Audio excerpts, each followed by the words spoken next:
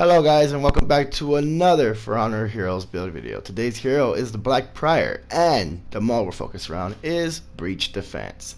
So let's go ahead and get into the 3 perk selection we have going on here for Breach Defense.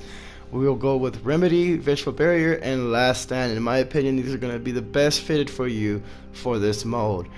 Bastion is nice, but you're not always going to be in a zone contested area or just in a zone area, period. In my opinion, you're going to be moving around the map wherever it matters most to stop the attackers from either pushing the ram, gaining zones, gaining the banner, and depleting their response.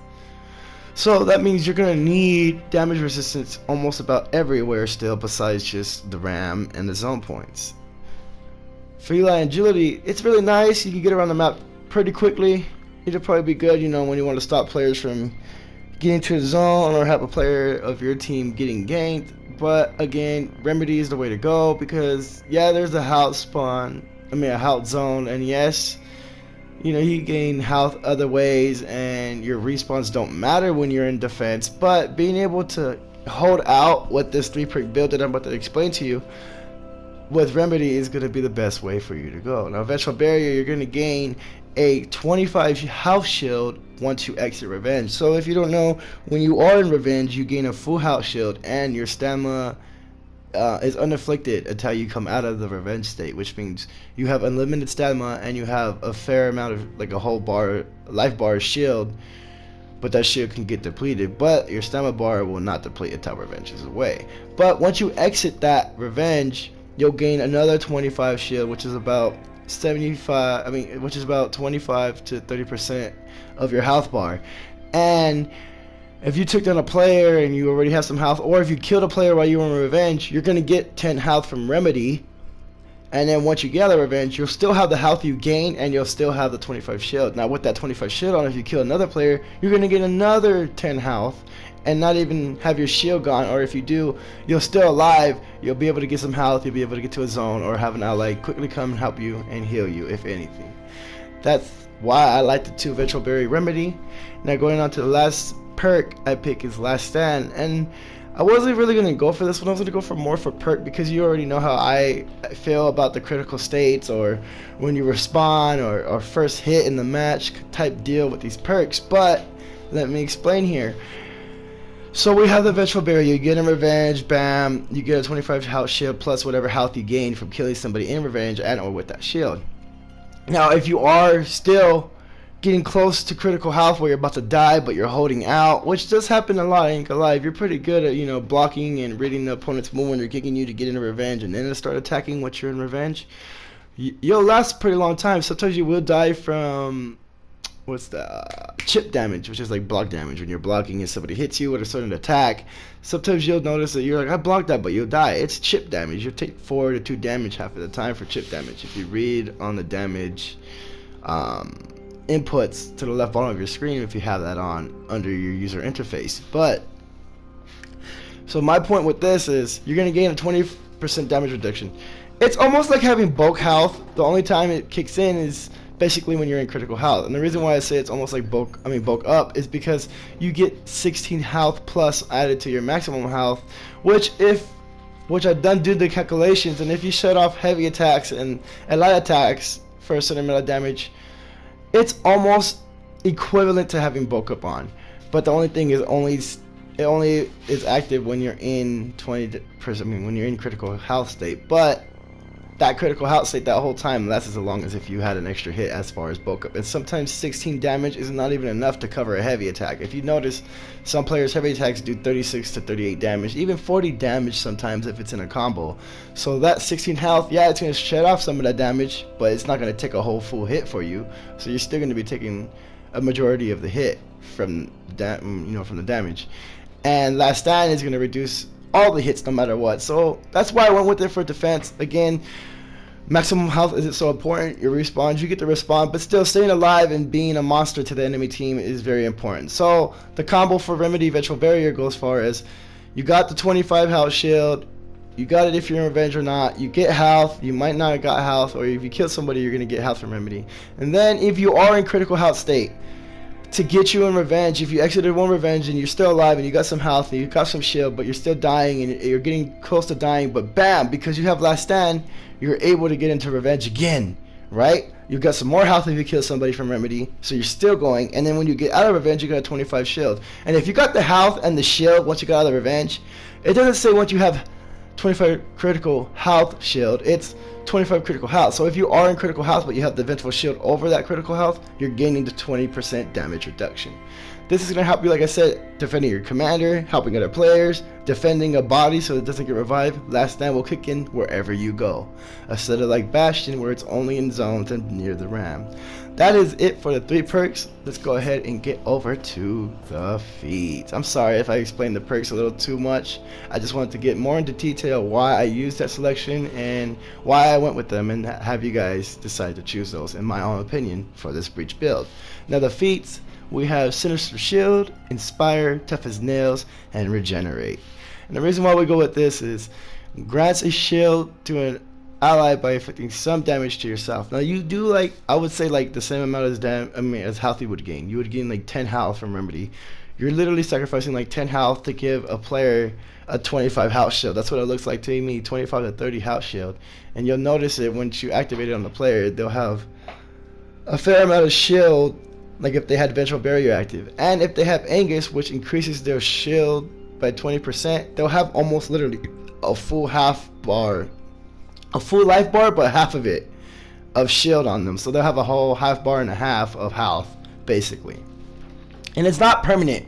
It does go away after some time, but it does last quite a while. Now moving on to Iron Lungs, I don't use this and I don't suggest it. I use Sinister Shield over that reason why I just told you, and I just don't like this perk because it requires you to be out of stamina.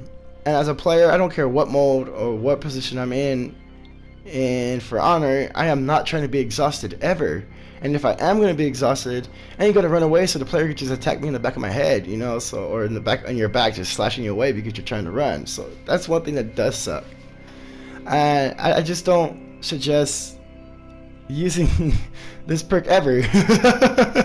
But you know, I'm not going to hate on anybody who does, but just in my opinion, there's other perks selected like Sinister Shield or Speed Revive goes way far beneficial than Iron Lungs would. Speed Revive is nice.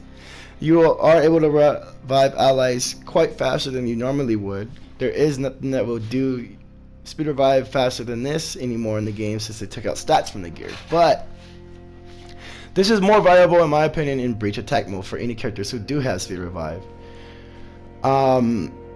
Yeah, so you know, that's the reason why I don't go with it, and the reason why I go with Sinister Shield is the reason why I just explained. Now, Inspire. I choose Inspire over Doom Banner and Hailing Ward, and the reason why I choose Inspire over those two is because when you get close to anywhere, if you're in a zone, you can have your allies do more damage, the little troopers, and then, you know, those spearmen always be attacking you. Whenever I'm playing and I'm fighting, them mother truckers always attack me, man. Always. They be taking out a good amount of damage. What is it, like 8, 16 sometimes? I don't know. They be doing damage to you, though. If you don't notice, they will take half your health bar while you're fighting somebody, and all they really are fighting you with half a health bar. But like I'm saying, this will increase your allies' damage, your troops' damage will fight faster, it'll increase their damage as well.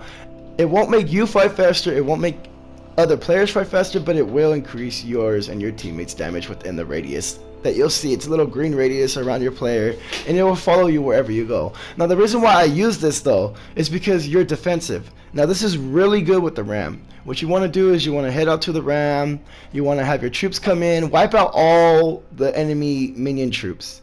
Once you do that and you see nothing but your teammates, your little soldiers in front of the rams attacking it, use Inspire. You are literally going to make these troops attack the spear so fast repeatedly that it's going to take about a whole life bar from the ram. I promise you this.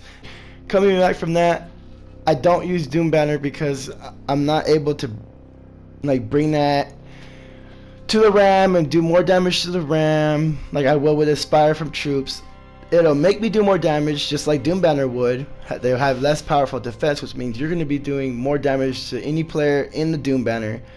Half of the time people run away from the Doom Banner, which isn't so bad. It keeps them off of the zones. This is something that you could use it for, to guard zones and maybe keep it around your commander. But then again, remember, Inspire kind of basically does the same thing. It makes you do more damage, which means, hey, even if they have more defense or less defense, you're still doing more damage basically in the end for these two debuffs or buffs. And Doom Banner stays put. Inspire will follow you wherever you go, and it will make your allies stronger and your troops around your commander or wherever you are fight faster.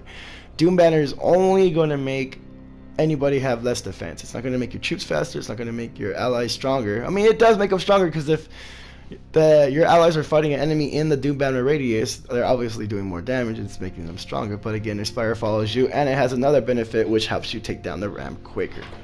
Moving on to healing ward, it is nice, but because we have Regenerate, I don't see the purpose of having 2 healing skills. I do see this feat being really good with luring people into thinking that they're just trying to heal, and then people wanting to grab them or attack them. I've seen a lot of ogres using this as bait. In other words, it's like a good bait feat to go with. But again, the reason why I go with expires are the ones I explain, and it is a really good way to go. So going on to the third feat, I use Tough as Nail over Oathbreaker and Punch Through. And the reason why that is because you're defensive, yeah, your lives don't matter as much. I mean, all lives matter, but it increases how much you can take. Now remember, you have Last Stand, you have Remedy, you have Vengeful Barrier. So having Tough as Nail is going to give you another whole health bar at least, and a shed of another one, like barely a slight little beginning of another life bar you'll see. And what this does is, it allows you to stay alive longer while you're getting ganked or fighting. More health means more chances for you to activate Revenge, more chances for you to get Vengeful Barrier, more chances for you before you get into Last Stand to get that damage reduction, even if you have to or not. But this is just going to make you tougher, as it says, Tough as Nails, I use that over Punch Through because I do not like getting a feat that relies on doing block damage. Me personally, if you get comfortable with block Punch Through, you're going to get comfortable with hitting players when they're blocking, which allows them to parry you, or I feel like it doesn't teach you how to open the players up and find combos for yourself. Rather, just, oh wow, he's blocking, I can still attack him, so whatever. And in my opinion, it doesn't do as much damage as it used to do. I mean, back in the day, like way back when you used to have block damage, with this on top of it, used to do damage. Without block damage and this, it still used to do a good amount, like maybe you would say 15 to 20 damage. Not that much, maybe like 15-10 damage to a player when they're blocking. Now it's just basically been reduced even more. So in my opinion, it's just really not a way to go, especially when you have Tough as Nail, which is to make you last longer, just for the reasons why I explained. Oathbreaker, it's a very nice feat. I really do love this feat, especially in Dominion, because Dominion, teammates are always ganking and you're always getting ganked, so it's always good to take off somebody's shield. Now, too bad they don't have these in 1v1s where people, get revenge and use revenge in a 1v1. But that's what's awesome. If you are happening to fight at 1v1 in Dominion or the other modes, and then somebody wants to pop revenge, you're like, haha! You take that shield off and you're still fighting them like if they're as normal. The only thing is they have unlimited stamina. But it's not so bad to still be able to fight people like that, trust me. But that's not what we're going to use for this mode. For this mode, we're going with Tough as Nails, for the reason why I just explained. So let's go ahead and move on to the last feat. And I use Regenerate over Umbra, Shelter, and Morale Booster. And the reason why I use Regenerate over those other feats is because even if you happen to get out of a nasty situation, which you probably will with this build, it's going to be awesome, I promise you. You're able to just walk around to the next location, walk to your next objective, walk behind your soldiers at the ram, and just regenerate your health until another player comes. And if you got your full health, just take out the enemy troops. I'm telling you, the best way for this build is to stay around the ram, use your Expire, take out the troops, keep regaining health, fight off the enemies, and you're going to just be a force to be reckoned with. Now I have my character looking like Doom, Woody Woo, trying to, but I don't think I'm doing so good with it. But that is what I use. Morale Booster, the reason why I don't use that over Regenerate is because it does increase yours and your allies' damage, but it's only for a certain amount of period. And I mean, yeah, it's nice to do more damage to take out the enemies and stop their respawn. You'll probably be able to take out 2 or 3 enemies, or even all 4 of them if you guys are together and you guys are fighting. It doesn't matter where your allies are. They could be anywhere on the map. You're gonna give them more damage. But again, being able to heal myself and sustain whatever area I'm in with my perks and my feats, in my opinion, when you're a defense breach, is the way to go. Now, the reason why I don't use the shelter's feat is because I'm not so worried about staying alive. Like, I'm not worried about not dying when it comes to breach defense. I know it sounds like, oh, what? You don't care about dying? Everybody dies. You're not going to be like 24-0 in breach. I mean, you never know. You might be able to, but it's just like, come on, you know, it's more about focusing on the mold. That's the type of player I've always been. So my builds are all about being a team player and doing the best effective way you can for that mold for your team. I don't think about myself when it comes to team-based molds. The only mold that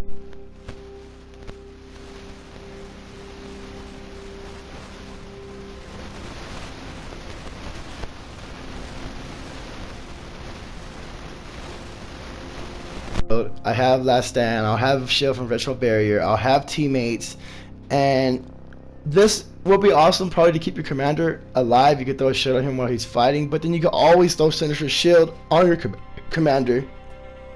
And that's another thing. Regenerate, you can walk around. After you throw on shields on your teammates, you could just literally heal the damage back. Right after, you can throw it on the teammate, walk towards your teammate who's getting ganked if you threw a shield on him for that purpose, and heal while you get there and be full health by the time you get to the battle. You can do the same with the commander. I always throw on Sinister shield once I get to the commander zone on breach defense. Every time I have it, I'll go to the commander, throw on a shield on him, especially right before he's about to get attacked, and I'll just heal that damage while I'm like heading towards him with regenerate, and then I'll fight. If the enemies get defeated, I'll regenerate my health, wait for them to come back, throw another Sinister shield on my commander. That is the build for breach defense. I really hope you guys enjoyed. I really do appreciate you guys taking your time to watch. And all the views and likes and comments I've been getting, I really do appreciate it, guys. Keep it coming. Thank you so much for watching.